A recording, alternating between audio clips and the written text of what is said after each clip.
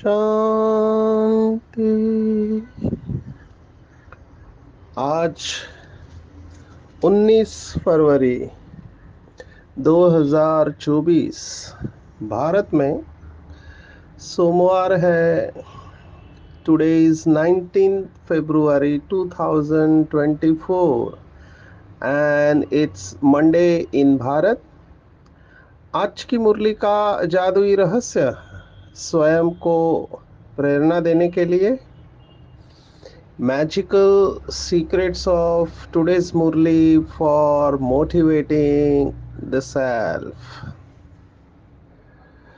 आज की साकार मुरली हमको एक शब्द की गहराई में जाना है और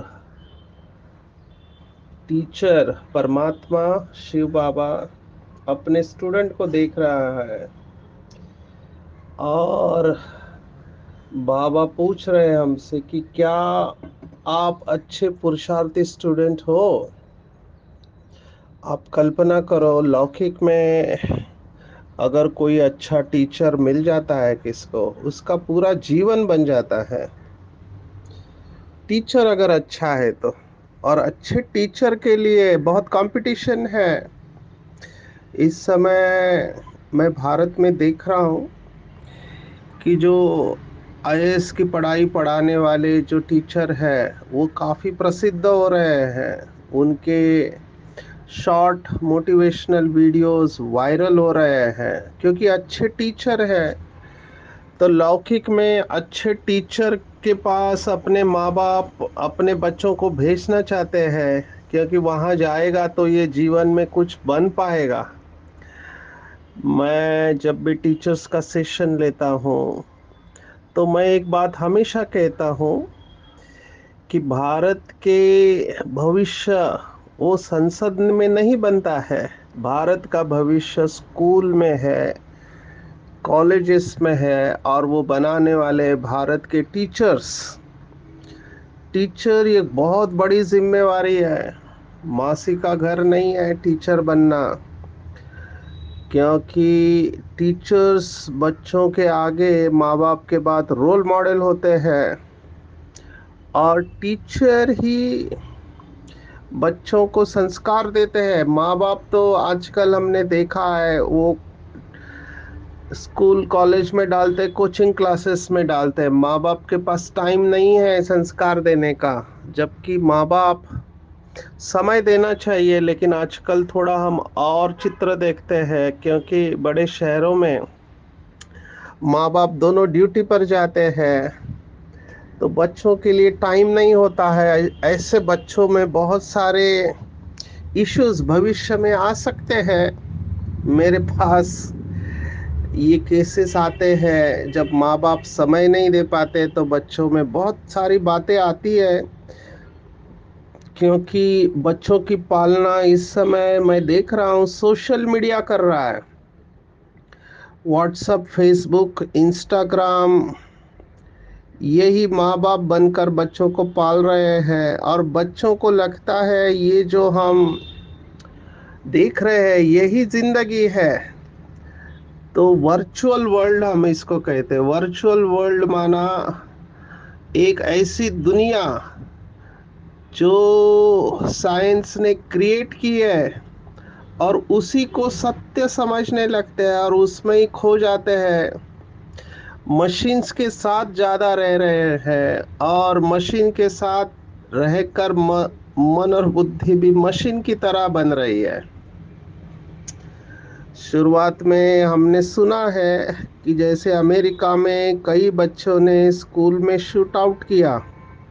माना कुछ हुआ और उन्होंने बंदूक खोल के सबको उड़ाना चालू किया। तो शुरुआत में ये किस्से कभी कभार होते थे, अभी उसकी फ्रीक्वेंसी बढ़ते जा रही है। और हमने कभी सोचा नहीं था कि भारत में ऐसा होगा, लेकिन भारत में भी ये होने लगा है।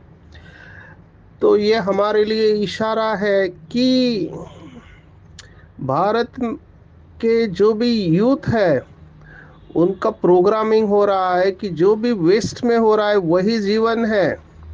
हालांकि अभी इसमें परिवर्तन आ रहा है कि भारत में गुरुकुल सिस्टम कुछ लोग फिर से चालू कर रहे हैं और मातृभाषा में ट्रेनिंग देना चालू कर रहे हैं, मदर टंग।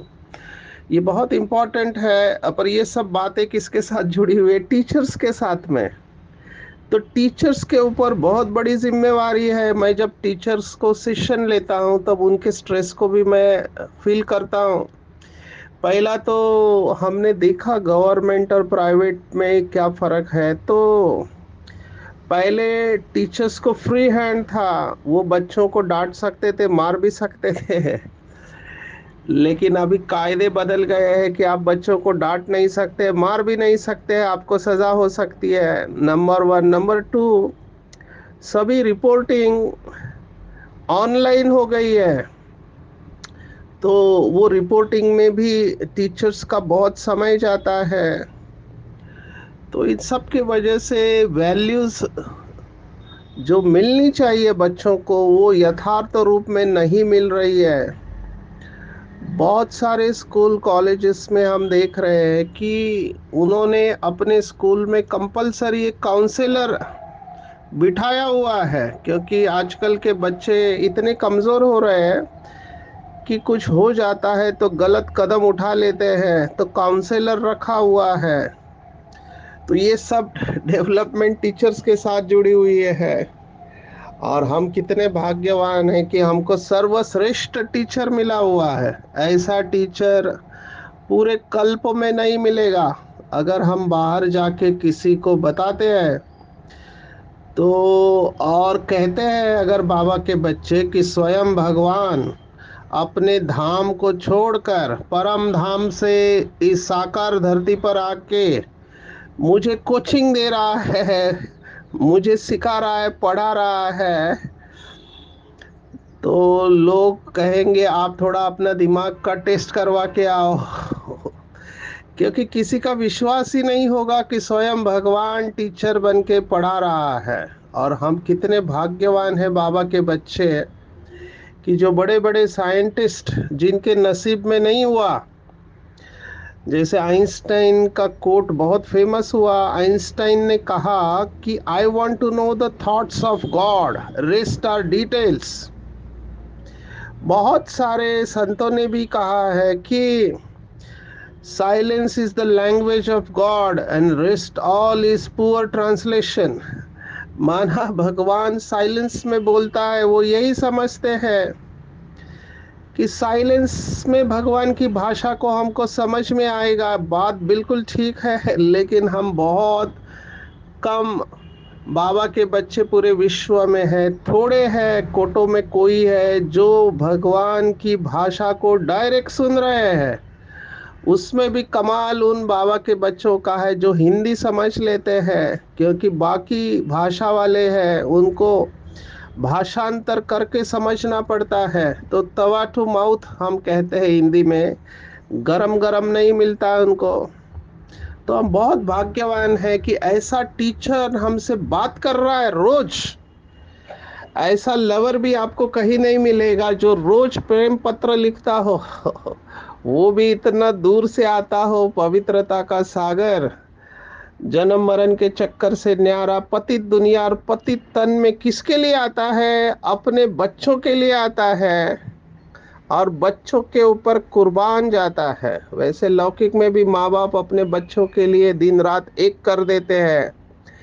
ये तो बिस्मिल्लाह रहमान रहीम, दया का सागर, करुणा का सागर, अविनाशी रूहानी सर्जन है और बहुत अच्छा टीचर है। तो ऐसा टीचर आज क्या कह रहा है कि बच्चे चेक करो क्या मैं अच्छा स्टूडेंट हूँ। और टीचर का ध्यान हमेशा कहाँ जाएगा? कुछ दिन पहले देखा, बाबा ने कहा कि जो कांटे हैं उसके ऊपर ध्यान जाता है, लेकिन बाबा चाहता है कि हम अच्छे पुरुषार्थी स्टूडेंट बने, क्योंकि इतना श्रेष्ठ टीचर मिला है तो उसके स्टूडेंट कैसे चाहिए। अभी मैं कोचिंग क्लासेस वालों को देखता हूँ, वो अपना स्टैंडर्ड मेंटेन करते हैं। कई स्थानों पर जाता हूँ तो आजकल बहुत बड़े बड़े बिलबोर्ड्स लगे हुए रहते हैं कि हमारे क्लास के स्टूडेंट ने इतने मार्क्स लिए हैं, वो मेडिकल इंजीनियरिंग में उनका प्लेसमेंट हो चुका है, यूपीएससी उन्होंने क्लियर किया है, वगैरह वगैरह। तो उनको भी नशा रहता है, बाबा को भी नशा है कि मेरे बच्चे विश्व में सर्वश्रेष्ठ है। तो हमको चेक करना चाहिए। आज एक शब्द विशेष बाबा ने इस्तेमाल किया है, सूक्ष्म स्टडी। ये बात मुझे बहुत अच्छी लगी, क्योंकि मैं देख रहा हूँ बाबा के कई सारे बच्चे सूक्ष्मता में जाने का अभ्यास करते हैं। बहुत अच्छी बात है, खुद भी सूक्ष्मता में जाते हैं और औरों को भी सूक्ष्मता में लेके जाते हैं, क्योंकि बाबा सभी बातें ओपनली नहीं कहता है। अंग्रेजी में कहावत है, reading in between the lines. दो वाक्यों के बीच में जो नहीं कहा गया है उसको भी पढ़ना आना चाहिए। तो ये सूक्ष्म स्टडी में आता है। बाबा ने कहा जितने आप गहराई में जाओगे, बाबा का शब्द है, सागर की लहरों में ऊपर ऊपर नहीं लहराना, जितना गहराई में जाएंगे उतना आपको नए नए राज रहस्य पता चलते जाएंगे। तो सूक्ष्म स्टडी क्या है? नंबर वन, जो हमने पहले भी देखा, अंग्रेजी का शब्द है सेल्फ टॉक। अपने आप से बातें करना। आपने अगर नोटिस किया होगा कि स्पोर्ट्समैन को ये ट्रेनिंग दी जाती है, स्पोर्ट्समैन अपने साथ बातें करते रहते हैं प्रेशर में। प्रेशर कुकर सिचुएशन जब होती है उस समय आपके माइंड की स्टेबिलिटी बहुत इंपॉर्टेंट होती है, मन की स्थिरता। और वो अपने साथ बात करते हैं। जैसे एग्जाम्पल, भारत क्रिकेट का देश है तो एग्जाम्पल, आखिरी ओवर है, 6 बॉल में आपको समझो 20 रन बनाने हैं। कठिन टारगेट है, क्योंकि ऑलमोस्ट हर बॉल में आपको चौका या छक्का लगाना है। तो अपने साथ बात करते हैं ये लोग कि आई कैन डू इट, मैं कर सकता हूँ, ये संभव है, भगवान मेरे साथ है। लौकिक में ये बातें करते हैं। तो आप सोचो, हमको अलौकिकता में कौन सी बातें करनी चाहिए? हमारा सेल्फ टॉक बहुत इंपॉर्टेंट है। चेक करेंगे कि दिन भर में जब परिस्थिति आती है या नहीं आती है, दोनों समय मेरा सेल्फ टॉक क्या रहता है, मैं अपने साथ क्या बातें करता रहता हूँ। मेरे पास जो डिप्रेशन के मरीज आते हैं, वो सुबह उठते ही इनका निगेटिव थिंकिंग चालू हो जाता है। मैंने एक आत्मा को पूछा क्या थॉट आते? बोलते सुबह उठते पहला थॉट, कोई फायदा नहीं है, उठने का कोई मतलब नहीं है, वही जिंदगी है, कुछ काम धंधा नहीं है, पैसे नहीं है, संस्कार वही है, लौकिक में भी दुख दिया, अलौकिक में भी दुख दे रहे, मेरा कुछ हो नहीं सकता है, मुझे तो सजा ही मिलने वाली है। अभी ये टोटली डिप्रेशन वाले व्यक्ति का बोल है। ऐसे कम ज़्यादा परसेंटेज में सभी के थॉट चलते हैं। एक थॉट मैंने आपको बताया था, इसको कहते हैं एंट। एंट अंग्रेजी का शब्द है, एंट माना चींटी, पर ये एंट का फुल फॉर्म है। इसको अंग्रेजी में कहते हैं ऑटोमेटिक नेगेटिव थॉट्स। जैसे चींटी काटती है तो तकलीफ होती है, ऐसे ही ये ऑटोमेटिक नेगेटिव थॉट्स एंड्स काटते हैं और व्यक्ति को चिंता, डिप्रेशन, उदासी और बहुत सारी बीमारियों की तरफ धकेलते रहते हैं। तो चेक करना है और चेंज करना है। बाबा ने कई बार कहा, शुभ चिंतन और शुभ चिंतक, अपने साथ बातें करना है, जांच करना है अपना कि मेरे में कोई आसुरी स्वभाव तो नहीं है। आसुरी स्वभाव माना कांटे, जो बाबा ने फूल और कांटे की बात कही है पिछले कुछ दिनों में, कि मैं किसी को दुख तो नहीं देता हूं। अभी ये सूक्ष्म बात है। दूसरों को दुख नहीं देना ये तो हम समझ लेते हैं, पर कई लोग खुद को दुख देते हैं, वो भूल जाते हैं। इसको सेल्फ हार्म बिहेवियर कहते हैं साइकोलॉजी में। मेरे पास ऐसे केसेस है जो बच्चे अपने हाथ के ऊपर ब्लेड मार लेते हैं। अभी ये है खुद को दुख देना। कुछ लोग होते हैं वो अपना सिर जो है वो दीवार के ऊपर पटकते हैं, ये भी सेल्फ हार्म बिहेवियर है। अभी ये सेल्फ हार्म बिहेवियर को समझना है। वो समझते हैं खुद को तकलीफ देने से हमारी शक्ति बढ़ेगी। ऐसा नहीं है। खुद को शक्तिशाली विचार देना चाहिए। तो ये आसुरी स्वभाव दूसरों को तो दुख देता ही है, खुद को भी दुख देता है। एक्सट्रीम केसेस में व्यक्ति जब बहुत परेशान हो जाता है, निराश हो जाता है, तो वो अपने जीवन को खत्म करने की सोचता है। आत्महत्या के विचार बहुत लोगों को आते हैं, लेकिन आत्महत्या महापाप है लौकिक और अलौकिक में।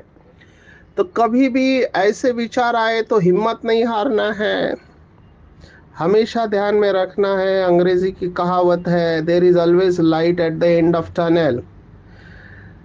माना हमेशा टनल के एंड में लाइट होती है, और darkest hour of the day is just before the dawn. माना सबसे अंधेरा समय प्रभात के पहले का होता है। इसका मतलब जब भी हमारे जीवन में एकदम घना अंधेरा आ गया है तो समझना चाहिए कि बहुत जल्द ही सवेरा होने वाला है, इसलिए धैर्य रखना है। तो आसुरी गुण और दैवी गुण दोनों चेक करने हैं कि आसुरी गुण कितने हैं और दैवी गुण कितने हैं। और तीसरी बात बाबा ने कहा, रजिस्टर चेक करना है।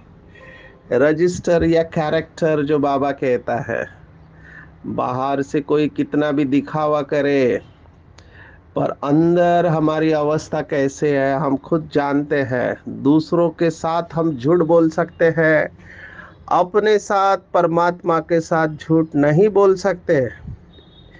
एक आत्मा मेरे पास आकर कहने लगी कि इन्होंने ऐसा ऐसा किया, मुझे ऐसा बोला, मेरा अपमान किया, मेरे ऊपर आरोप लगाए, क्या क्या नहीं किया।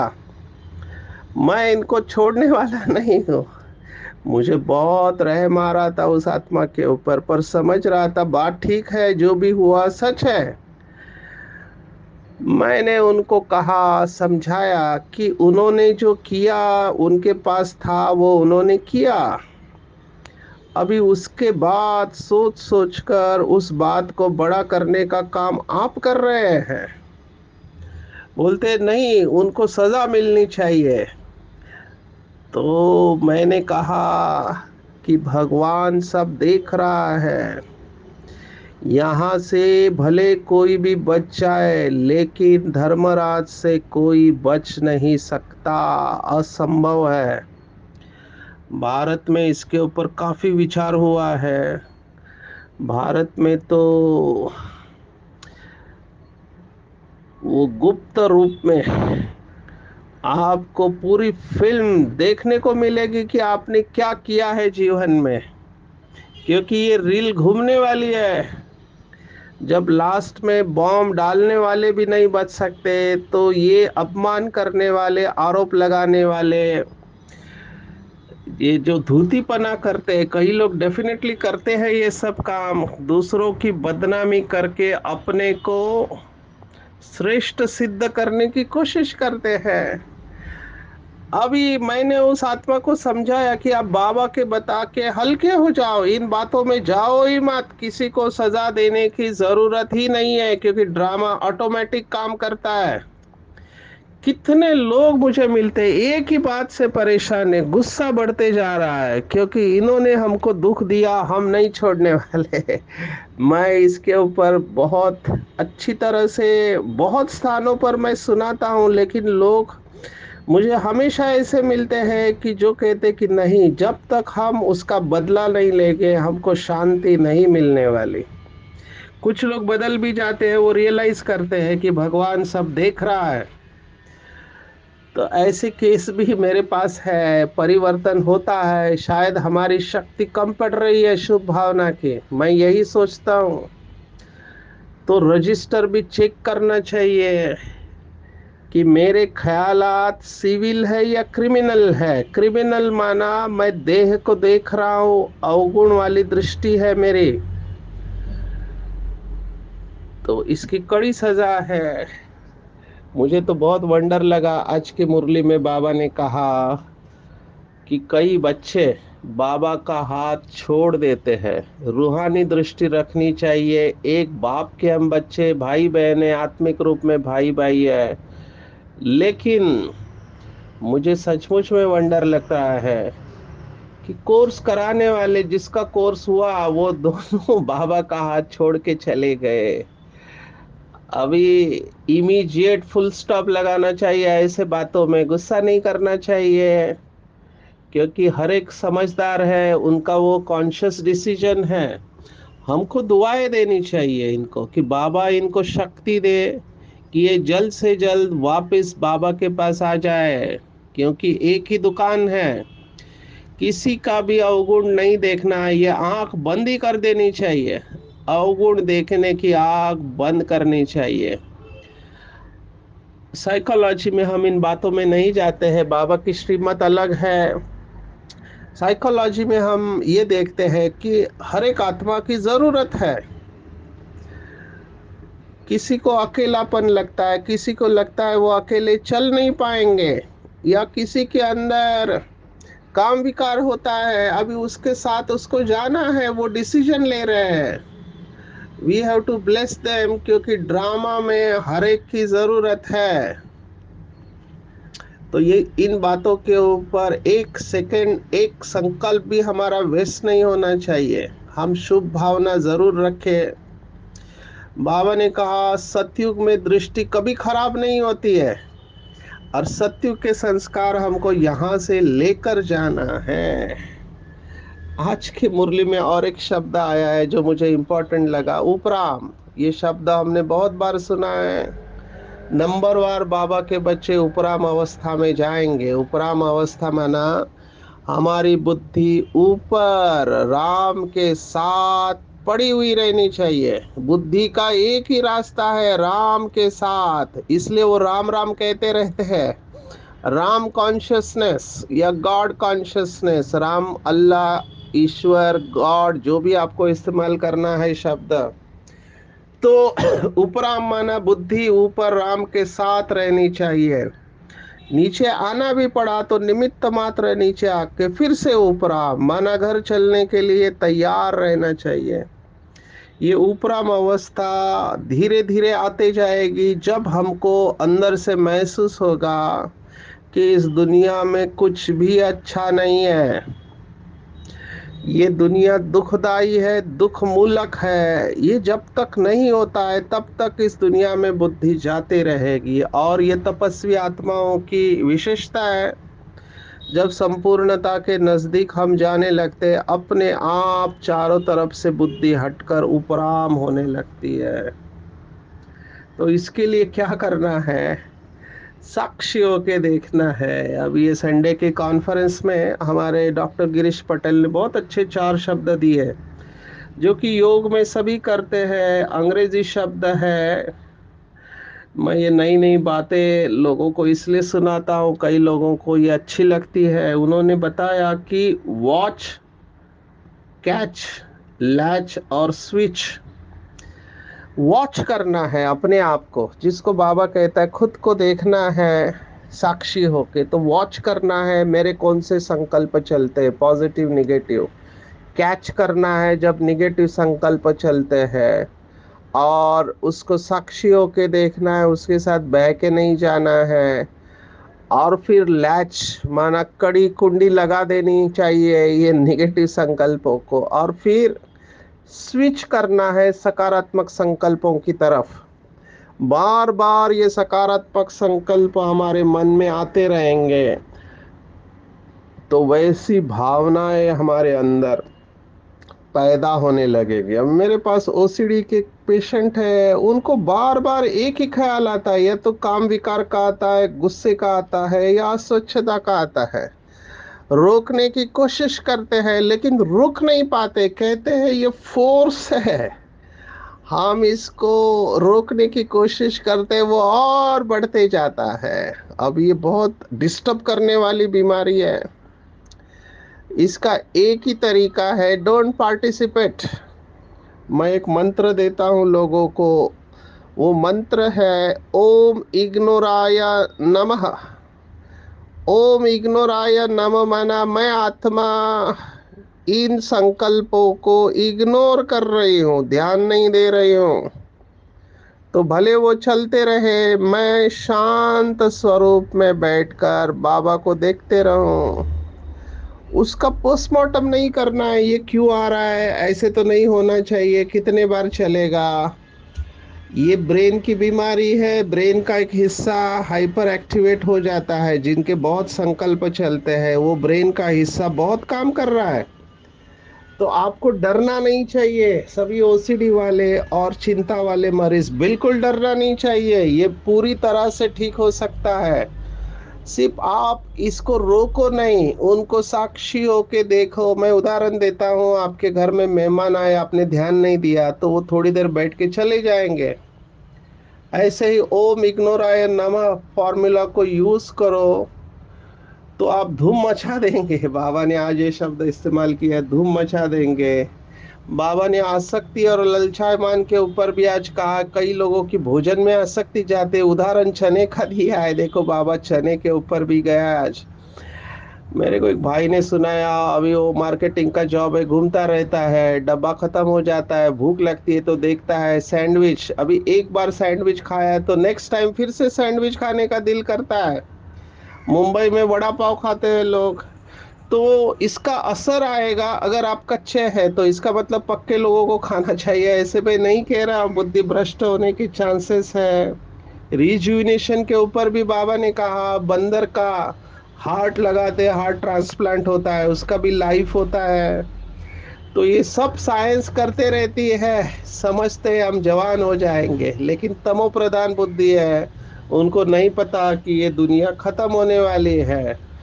जो भी बाबा के बच्चे लास्ट सो फास्ट और फास्ट सो फर्स्ट जाना चाहते हैं, एक ही पुरुषार्थ करें, अपनी और दूसरों की विशेषताओं को देखते रहे। ड्रामा की विशेषता भी देखना, ये विशेषताओं से भरा हुआ युग है।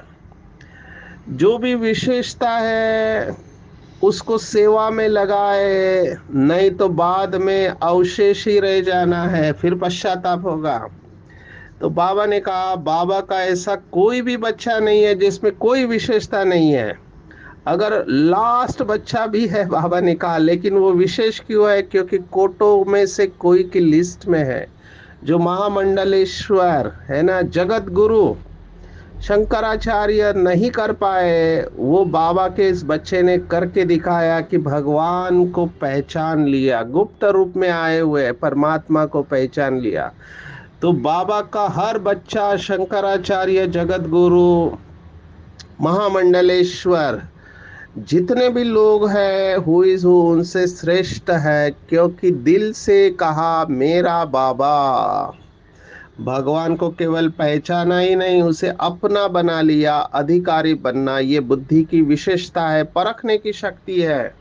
और इस श्रेष्ठ परखने की शक्ति से विशेष आत्मा बन गए। तो बाबा को भी बहुत नाज है। आप कल्पना करो, भगवान को नाज है कि उसके इतने सारे बच्चे हैं जिन्होंने उसे पहचान लिया और बाकी लोग नहीं पहचान पाए। तो एक ही पुरुषार्थ करो, अपनी विशेषता को पहचानो, उसे सेवा में लगाओ। जितना जितना विशेषता को पहचान कर सेवा में लगाएंगे, उतना आगे बढ़ते जाएंगे। बाबा ने ये श्रेष्ठ कर्म करने की, श्रेष्ठ भाग्य बनाने की रेखा हमारे हाथ में दी है। जितनी लंबी खींचना चाहे उसे खींच लो, अभी भी समय है। अगर हम हर सेकेंड, हर क्षण इस श्रेष्ठ कर्म करने की लकीर को यूज करते हैं तो हम लास्ट सो फास्ट और फास्ट सो फर्स्ट आ सकते हैं। तो आज की मुरली में टेक होम अगर आप मुझे पूछो तो चेक करना है क्या मैं अच्छा पुरुषार्थी स्टूडेंट हूँ, वाणी से परे उपराम रहने का अभ्यास करता हूँ, मेरे में कोई आसुरी अवगुण तो नहीं है, दैवी गुण कितने मैंने धारण किया है, क्या आत्मिक दृष्टि पक्की रहती है या क्रिमिनल ख्यालात भी चलते रहते हैं, क्या मैं अपनी विशेषताओं को पहचान कर ईश्वरीय सेवा में लगा रहा हूँ, कहीं मेरी बुद्धि जबान चलायमान तो नहीं होती है, खान पान के ऊपर मेरा अटेंशन है, और क्या मैं निरंतर श्रेष्ठ कर्म श्रेष्ठ भाग्य बनाने की लकीर खींच रहा हूँ। अच्छा, ओम शांति।